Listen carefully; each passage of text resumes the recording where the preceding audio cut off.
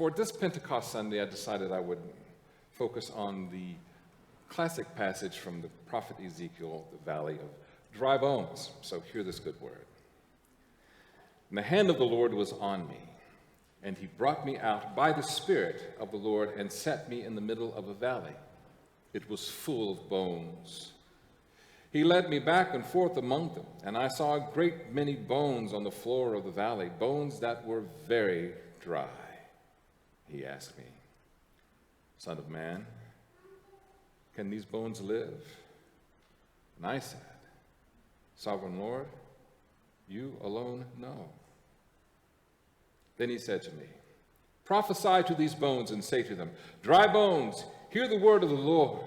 This is what the sovereign Lord says to these bones. I will make breath enter you, and you will come to life. I will attach tendons to you and make flesh come upon you and cover you with skin. I will put breath in you, and you will come to life. Then you will know that I am the Lord. So I prophesied as he commanded. And as I was prophesying, there was a noise, a rattling noise, and the bones came together, bone to bone. I looked, and tendons and flesh appeared on them, and skin covered them, but there was no breath in them. Then he said to me, Prophesy to the breath, prophesy, Son of man, say to it, This is what the sovereign Lord says, Come, breath from the four winds, breathe into these slain that they may live. So I prophesied as he commanded me, and the breath entered them, and they came to life and stood up on their feet, a vast army. Then he said to me, Son of man, these bones are the people of Israel. They say, Our bones are dried up, and our hope is gone. We are cut off. Therefore prophesy and say to them, This is what the sovereign Lord says, My people, I am going to open your graves and bring you up from them. I will bring you back to the land of Israel. Then you, my people, will know that I am the Lord when I open your graves and bring you up from them. I will put my spirit in you, and you will live, and I will settle you in the land, in your own land. Then you will know that I, the Lord, have spoken, and I have done it, declares the Lord. So typically on Pentecost Sunday, we have the story from Luke Acts, where the disciples were holed up in a room for fear of going outside, that they would experience the same fate as Jesus.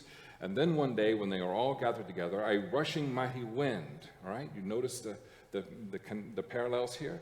A rushing mighty wind came into the room, and then tongues as of fire landed upon them. And they were filled with the Spirit, and they went into the streets, and they started to testify and to tell the stories of Jesus fearlessly. And there were people from all over the world, and the story says that they were able to understand what the disciples were saying in their own languages. And this is what we celebrate as the birth of the church. This is the beginning of the church. But when I was looking at the options for today, I saw the Ezekiel passage, and it seems that the Ezekiel passage fit where we are today. Why? We've been a church for a very long time, over 100 years. We don't need to birth a church, but I feel like we need to rebirth our church. So, Windermere Union Church, can these bones live? Valley of dry bones.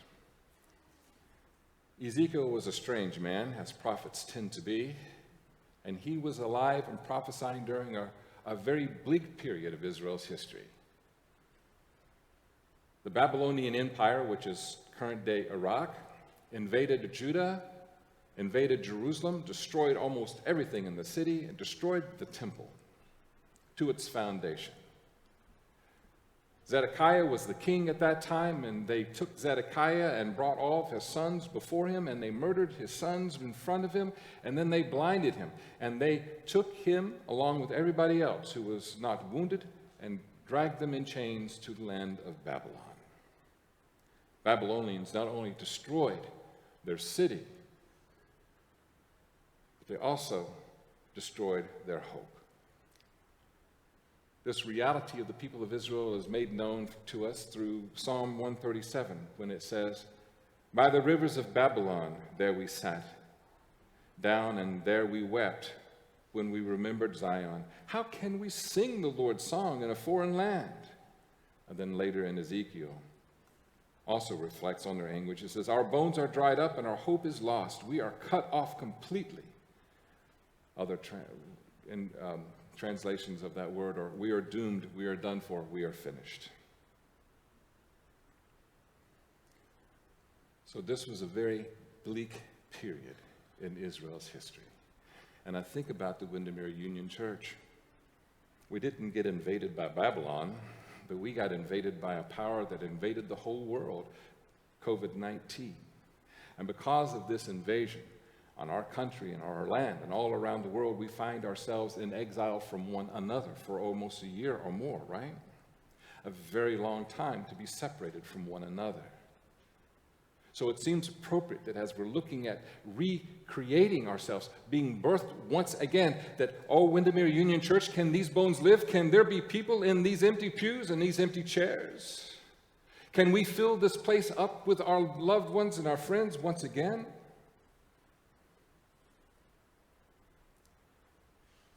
So then God asked Ezekiel, can these bones live? And I love Ezekiel's response. It's very honest. It's very honest. Basically, it's, how should I know? Because it seems Ezekiel's hope was lost too. So then God said to Ezekiel, prophesy to these bones, Ezekiel. Prophesy to all these bones, these dry, stripped bones. It was a massive army that was totally routed, and they were stripped of everything, and now all that's in this valley are just old, dead, bleached, dry bones. Prophesy to these bones, Ezekiel. Prophesy to them to come back alive. And then the text says that there was a rumbling. The Greek version of the Old Testament, the Greek word used here is seismo, right? It was a seismic event. The whole earth was shaking, and the bones started connecting to each other again. The toe bone connected to the foot bone connected to the heel bone connected to the ankle bone connected to the leg bone connected to the knee bone. You guys know this? The knee bone connected to the thigh bone connected to the hip bone connected to the backbone connected to the shoulder bones connected to the neck bone connected to the head bone. Hear the word of the Lord, you see.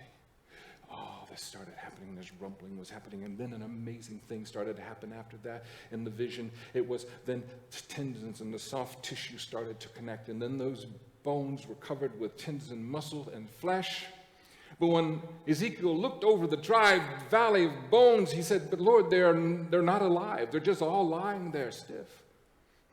There's nothing to them because they had not yet received the breath of life. And what I find so fascinating about the languages of Hebrew and of ancient Hebrew and ancient Greek, two cultures, two languages that don't look alike, they have nothing at all to do with each other, but in both of these traditions, they both had a word that meant breath, wind, and spirit. In the Greek, we know it as pneuma, right? And the Hebrew is ruach. You see, they did not have the breath of life in them yet. Flesh and bone, but no breath of life. The bodies were lifeless. And so God called Ezekiel to call the four winds, to bring the wind, ruach, to bring the breath, ruach, and God's spirit, ruach, in them.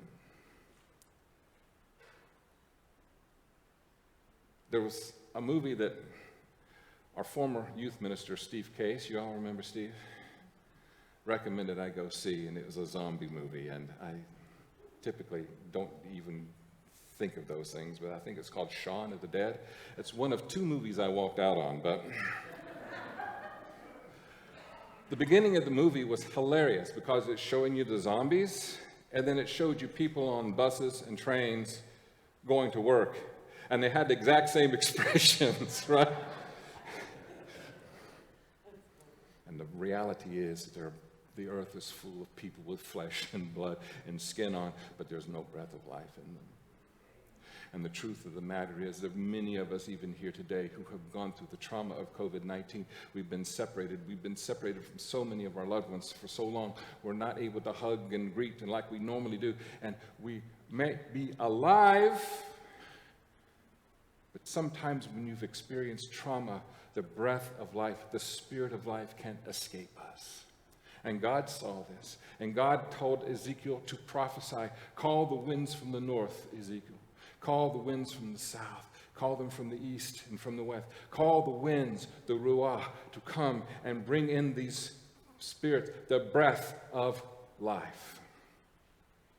The same phrase is used in Genesis. When you remember the story when God was making Adam, and he took him and formed him from the mud, and then he shaped him and formed him, and then he says he breathed the breath of life into his nostrils, and he became a living soul. You see, it's the same thing, that the breath of life is the Spirit of God. A life-changing book for me that I read years ago, and I've shared it with you before, but some of you are new to me since I shared it, is Man's Search for Meaning by Viktor Frankl. Viktor Frankl was a physician, a psychiatrist, and he lived in the death camps during World War II. One of the things I'll never forget about his book was the reality for those who survived were those who were able to find some sense of purpose while being there. He said, but when you could see it in the eyes of those persons when they had completely given up, they had lost all hope of surviving, and even if they did survive, what would they survive to? And he says you could see it in their eyes, and typically once you saw that glazed look in their eyes, they were gone in a day or two. Oh, Windermere Union Church, oh, Florida, United States, oh, world, full of dry bones, full of empty souls, full of people who still have not found their hope. Can these bones, can these people live? Oh, call upon all the winds to come and engulf us with the breath of what? The breath of what? Life. The breath of what? Life. The breath of life comes from God. So Ezekiel did that in the story. And then all of a sudden, this massive group of bodies became living souls. The Latin version of this, the word is inspire. The breath of life is inspire, in spirit. Gosh, when I hear your life story, it inspires me. When I hear you play the music, it what? It inspires me. It gives me the breath of life. When I see an incredible work of art, or I hear a symphony, or it inspires me. When I hear stories of people doing amazing things for humanity all around us, it inspires me. When I see children coming forward during worship, it what?